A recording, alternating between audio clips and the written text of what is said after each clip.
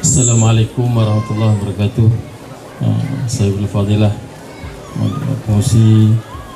Saya ingin mendapat sedikit pandangan mauqif bagaimana perkara khilaf ini.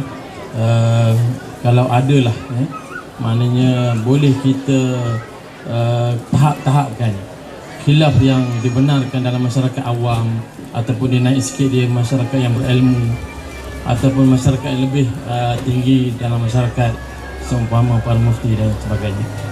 Terima kasih. Dalam isu ni lebih baik kalau kita boleh rujuk kepada keputusan fatwa, sebab biasanya keputusan fatwa tu telah diambil kira dalam pelbagai bentuk. Bila mana nak keluarkan satu pandangan, dia akan merujuk dan bertanya kepada pelbagai bentuk, pelbagai golongan, terutamanya yang pakar dan fasih dalam bidang tersebut. Kemudian selepas daripada itu baru dibuat keputusan. Jadi seolah-olah keputusan yang dibuat tu dihadam dahulu. Jadi biasanya kita raikan kepada keseluruhan, insya-Allah. Cuma bahagian tahap-tahap ni sebenarnya dalam Islam dahulu para ulama bermazhab dia mengadakan satu sistem yang cukup baik.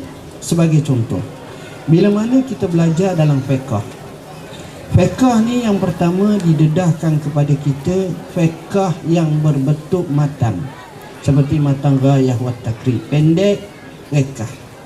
Kemudian naik sikit kepada matan Fathul Qarib yang dia ada syarahnya, kemudian kepada Iqna, masih lagi dalam ruang lingkup kesyafi'iyahnya.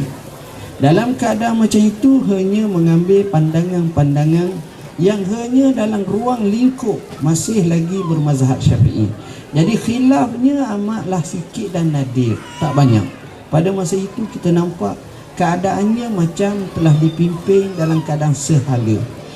Kemudian bila dah sampai kepada penguasaan kitab-kitab, kemudian barulah mereka didedahkan dengan muqaranah.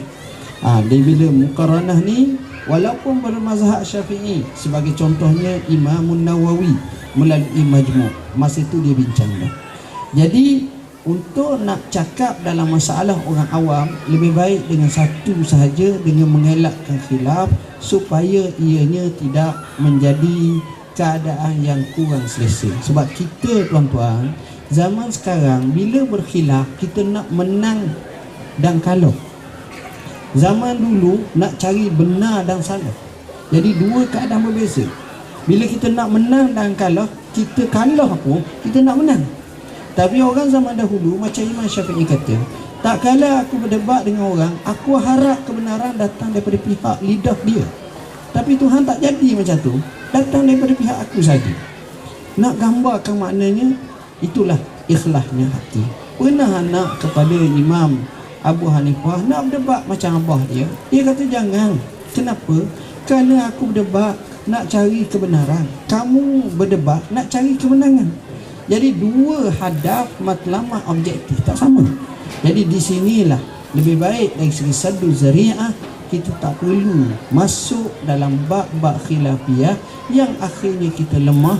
Bila kita lemah, penyatuan kita lemah. Bila penyatuan kita lemah, akhirnya kita telah menjadi berjuzuk-juzuk, berhizib-hizib.